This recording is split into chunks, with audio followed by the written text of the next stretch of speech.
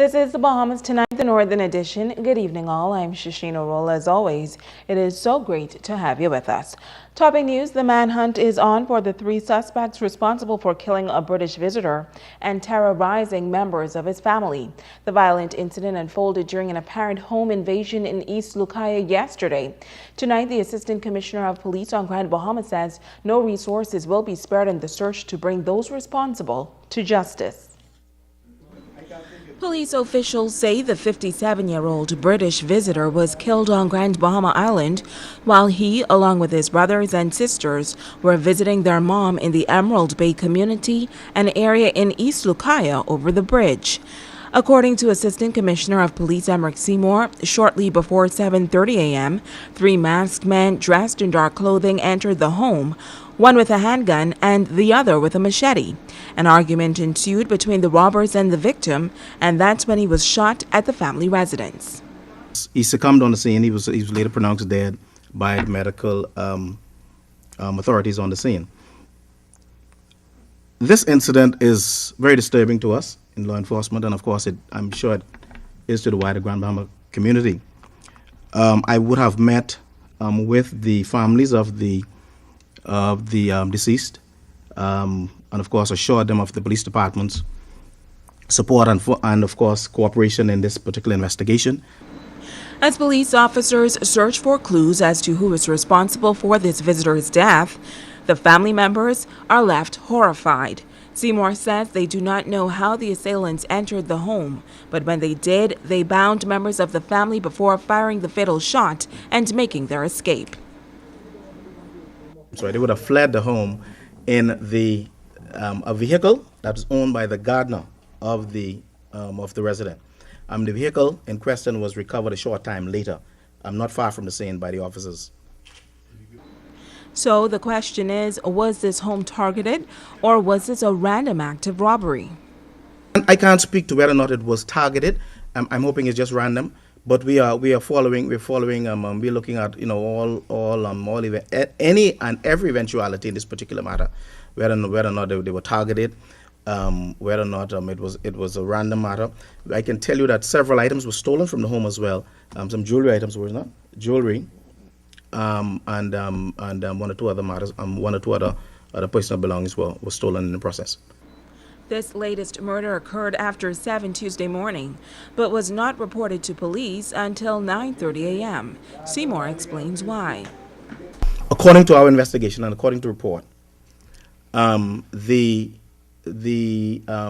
remaining victims who are at the home, what they did is after the assailants would have left, they didn't have any telephone or cell phones with them, and so they drove from over the bridge to Central Police Station. They drove from over the bridge to Central Police Station, and that's when we were notified. As the police continue their investigations to bring this matter to a close, they are making a special appeal to the public. I think this is the time when I encourage the Grand Bahama community to do what they've been doing in assisting their police department in recent times, where they would have stepped up to the plate and, of course, bringing information to assist us and, of course, bringing this latest homicide to a closure. Now, police officials say the male visitor killed in that violent home invasion yesterday has been identified as 56-year-old Edgar George Dart of Winnipeg, Canada. Now, Dart is the second foreign national to be killed on Grand Bahama this year. At the end of January, 47-year-old Mississippi businessman Anthony Kyle Welch was stabbed to death at his residence on Albacore Drive in Lucaya. We asked ACP Emerick Seymour for an update on that investigation. There's no new update. The matter is still wide open under our active investigation. And we appeal to members of the public who may have information or new information that can bring to our attention to assist us in this particular matter. We appeal to them to bring that forward so we can bring this matter to a conclusion as well. Well, if you can help police with either investigation, you should contact 350-3107 or 8-911-919 or call your nearest police station. And still on the crime beat, a student of a local high school, the victim of crime. Tonight, his mother is giving an account of that horrific ordeal. Sabrina Brown has the details. Kendra Crawford says on Monday she picked up her son early from the St. George's High School because he wasn't feeling well. She says later that afternoon he walked back to school to collect homework. On his way back, he decided to take a shortcut. When he was about to come back to work by my job, he decided that he would walk without his friend because his friend was taking a little too long. So as he was walking back towards my job, he decided he was approached by 4 young men armed with a gun and robbed. He was robbed of his cell phone and medication. She's thankful that her son, who was recently diagnosed with epilepsy, was not hurt physically. But she says because the culprits took his medication, he suffered multiple seizures that night and had to be taken to the hospital. The businesswoman says her son reported the matter to the school, but officials there could not do anything because students are not allowed to take electronic devices to school. But Crawford explains why her son was carrying a cell phone during school hours. The apps on it is used as a medical alert to alert me of any oncoming seizures. If he is able to, he can just press a button and it will send a text to me to let me know he is in danger. So, the phone was very important to us. We'd like for it to be returned if possible. The concerned mother has this message for parents. Parents need to be aware that their children's lives is in danger. If there's about 1,500 students around the school area, it's known for about 1,500 students. So can you imagine at some point in time, some of them will take the risk to go through these track roads. And that from why I'm here today is because this is not the first time, and he is not the only student that has been robbed. Sabrina Brown, ZNS Network News. Police issuing a sketch tonight. It is the image of a man who officers say is wanted in Abaco on armed robbery charges. The man stands 5 feet 7 inches tall with bushy hair, slim built, and dark brown complexion. If you can help police in identifying the person in the sketch, you are asked to call 367-2560, 367-3437, 911, or 919. Police say he is considered armed and extremely dangerous. And police arraigning 2 men before the magistrate's court on housebreaking and stealing charges. The charges all stem from a string of incidents that occurred between February 7th and April 7th in the Lucaya area. 22-year-old Jonathan Pierre of Arden Forest was arraigned before Deputy Chief Magistrate Helen Jones on 3 counts of housebreaking and stealing. He pleaded guilty to 1 count of housebreaking and was sentenced to 18 months at Her Majesty's prison. He pleaded not guilty to the 2 remaining counts of housebreaking and was remanded to Her Majesty's prison until June 3rd for trial. Joseph Bain, Jr., age 24 years, of Colony Club, also facing housebreaking and stealing charges before Deputy Chief Magistrate Helen Jones. He pleaded guilty to the charge of stealing and was fined $750 or 3 months at Her Majesty's prison. On the charge of housebreaking, he pleaded not guilty and was remanded to Her Majesty's prison until June 7th for trial. Now, police say these charges relate to a number of incidents that occurred over a month period when a quantity of items, including televisions, jewelry, cash, clothing, along with other personal items, were stolen from homes in the Lucaya area. So far, several passports, 2 television sets, some jewelry, and clothing have been recovered. Meantime, the police plan to hold a town meeting in East End tonight to hear from residents of that community. Persons who are aware of criminal activities or who are victims of crime are invited to attend. Tonight's meeting is already underway and it is taking place at St. Cleveland Baptist Church. Immigration officers on Grand Bahama foiling an apparent migrant smuggling attempt earlier this week. Reports tell us that officers were called to the Bahama Beach area in West Grand Bahama late Monday. That's where they found 2 Haitians, 2 Brazilians, and 2 Colombians hiding in bushes in that area and were preparing to be smuggled to the United States. The group appeared in court late this afternoon. The 2 Haitian nationals pled guilty to the charges. They were fined $300 or served 2 months in prison. The Brazilians and Colombians pled guilty as well. They were each fined $1,000 and sentenced to 1 month in jail, and if they are unable to pay the fine, they will spend 6 months behind bars. The group appeared before Deputy Chief Magistrate Helen Jones. Stay with us. The Bahamas Tonight, the Northern Edition, continues right after this. Bringing news that matters to you. You're watching the Bahamas Tonight, Northern Edition. Welcome back. The coalition of concerned citizens staging another in a series of rallies downtown Freeport last night to get the attention of the executives of the Grand Bahama Power Company.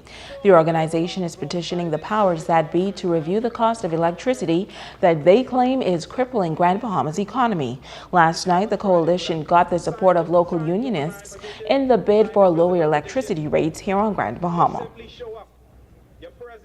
Because it's all about the people. We all are Bahamians, and God has blessed us with an island, 700 islands and keys that we must protect, because He put us here for a reason, to protect it. And I feel like it's a fight that we must fight with all that is in us when it comes to the hotel, when it comes to the power, because He has blessed us with it, and we should not let people come in and strip it away from us. So much people lights off and the water off, you think it's a blackout.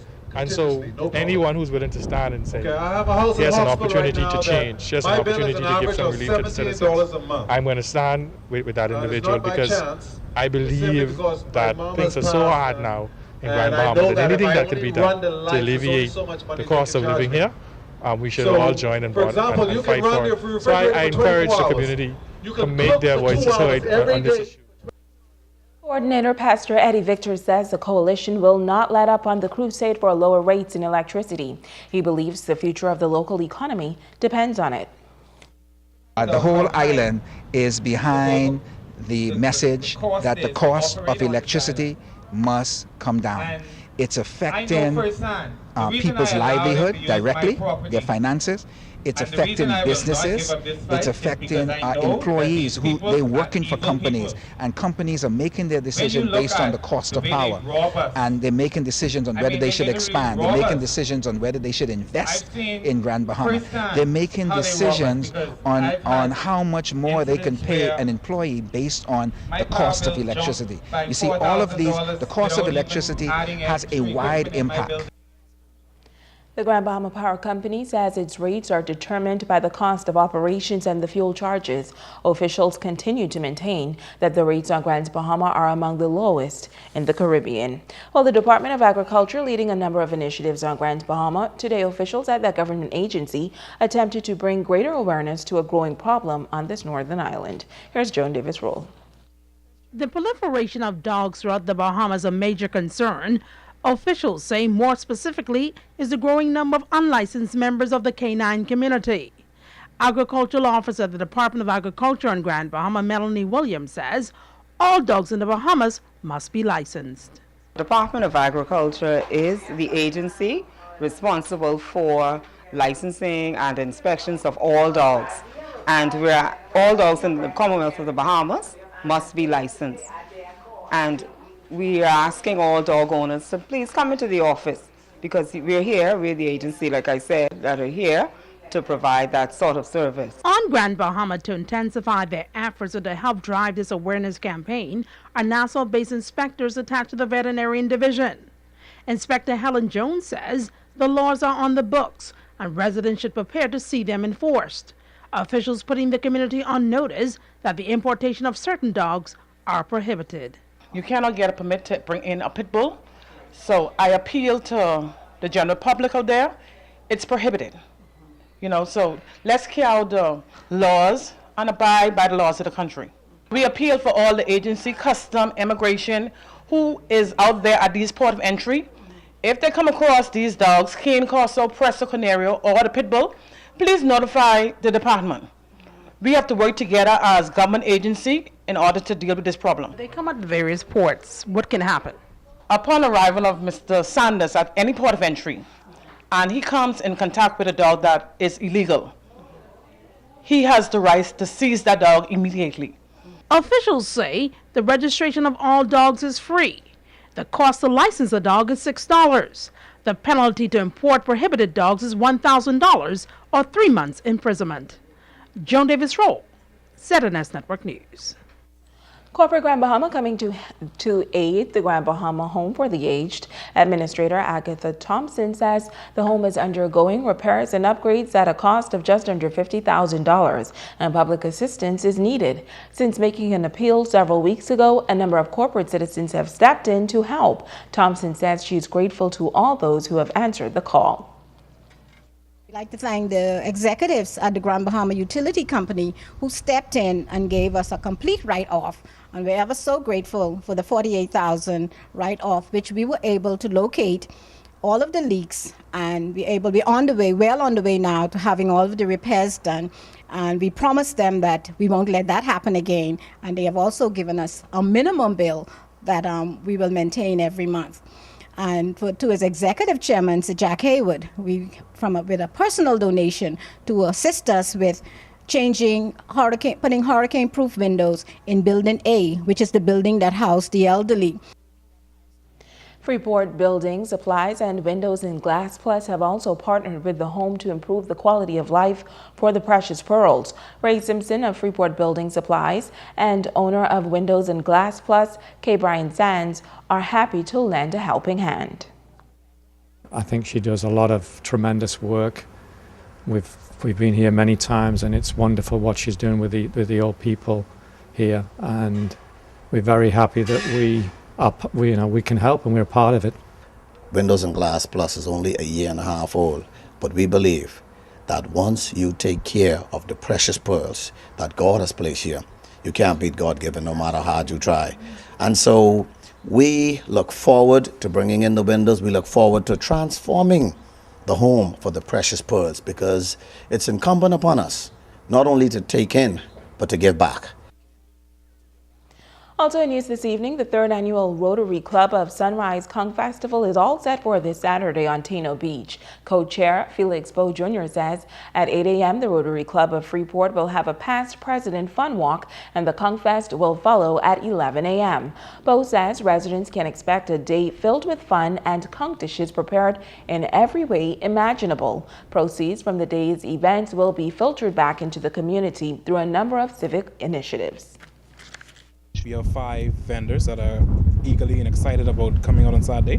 It's basically a cultural event, help us to assist with our programs such as the Safe Swim Buoy program that we've launched on just last week. We completed a cat's eye project in the eastern part of the island, helping us to curve some of the road issues in the Hierarchy area, and just holistically our community initiatives. So this is one of our key fundraising events that we schedule every time around this year to assist the club in making that donation to the community. We're going to be looking at dishes such as curry conch, conch fondue, cracked conch and pancakes, steamed conch, sweet and sour conch, whatever conch you can think about, it's going to be here. So we're just inviting you to come out, have an open mind, and it's going to be there. Vendors will also include handmade crafts and souvenirs. Bo says last year's festival was successful, and they're hoping that this year's event will be even bigger. He says thanks to a number of corporate sponsors, residents will not be disappointed. This year, Memories Blue Diamond Resort is on board, and so they're going to be filtering some of their guests at the venue this year, and that's going to be exciting for us. So it gives the tourists an actual local feel of what it is to really be Bahamian and our indigenous conch. The Conch Conservancy is also on board this year with the Bahamas National Trust, so I'm excited about that, and also the Ministry of Tourism. They have also helped us in facilitating our flyers on their websites, getting it out to their major markets, just letting people know what is going on in Grand Bahama Island. So this year, we're not only hoping to captivate on the tourism, but the local markets. Everybody who can come out and enjoy it. It's going to be a family fun day, an holistic day. Nesbitt's Rental is also on board and providing us with some recreational activities for the family. Stay with us. Ricardo Liborn has a check on sports when we return.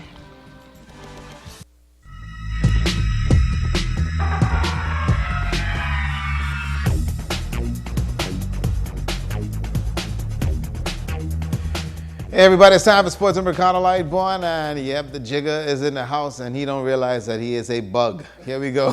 The gyms on Grand Bahama are buzzing, folks, as let's just prepare for April 21st. It's called the Grand Bahama Challenge. Grand Bahama powerlifters are in the gym preparing for April 21st. The occasion, the Grand Bahama Powerlifting Challenge at the Circle Mall. Cordell McNabb is an avid powerlifter and is in the gym daily working out and getting stronger. Male and females have an opportunity and they can show off their strength, and Coach Norris Bain will be in the mix. What we've done is decided to try and encourage as many people as possible to participate. Usually we have the 3 lifts, which is the bench press, the squats, and deadlifts. And then we go for the overall winner. This time what we're doing is isolating the 3 areas. So we'll have persons competing for the bench, then male and female. Then we'll have persons competing just for squats, and then we'll have persons competing for deadlifts. Amika Nesbitt says it's long overdue and will be competitive. The gyms and fitness centers on Grand Bahama are busy with athletes working out for various reasons. Weightlifting challenge could be just one. When I put it on Facebook, I got a lot of positive feedback, a lot of people interested. So I think it's going to be a good turnout, especially because you can separate the lifts. So if you're strong in one area, you can just go for that area and not have to worry about your weaker areas. So I think that way there'll be a lot more people taking part. Woody Woodside is a structure in the gym, and he's putting in the practice hours and possible exhibition. There's a bunch of guys in the gym who lift every day, and they want to show the Bahamas what they come to the gym and do. Why they pay their gym fee, why they put their body through what they put their body through. And so I want to encourage the guys not to come out to just spectate, but to come out and participate. April 21st is fast approaching, and Cordell says, let's rock. Don't count out Norris Bain either. He could very well be my sleeper. The Grand Bahama Powerlifting Challenge will be at the Circle Mall. And they've asked me to actually put on an exhibition. That should be fun. Check it out. Abaco Darts players are making waves. Robin Albury won the Bahamas Darts Masters, folks, and he did so in a grand style. Also in second place for the men was another Shane Sawyer, and also Abaco's Angela Russell won the ladies title. Congratulations to Angela. They also won the ladies event. They'll also be going over with Connie Sawyer as they'll be going to take part in the Bahamas, represent Bahamas in the Caribbean Cup team as well. Abaco volleyball girls also competed in the Scotiabank Defenders Beach Volleyball Tournament, and they also had a second place finish. So the ladies over there in Abaco are doing exceptionally well. Well, let me tell you that the Police Staff Association Ernie Bar Basketball Tournament is underway, folks, and they did some things, and here we go to the scoreboard. The Crime Family defeated the Complex 26-23. The Patrollers bagged the Extinguishers 34-31. Regulators over the outside at 28-20, and the First Responders, they handcuffed the Collectors 31-28. Not bad. Now, the Bimini Basketball Association champion also crowned. The Bimini Sands Braves also will be representing the island in the Bahamas Basketball Federation National Tournament. Resorts World Marlins, they had to settle for the run-out spot. They got to wait until next year. And they tell me that's a look at Sports Night, but yes, I'm going to go and show them how to really... I'll be right back.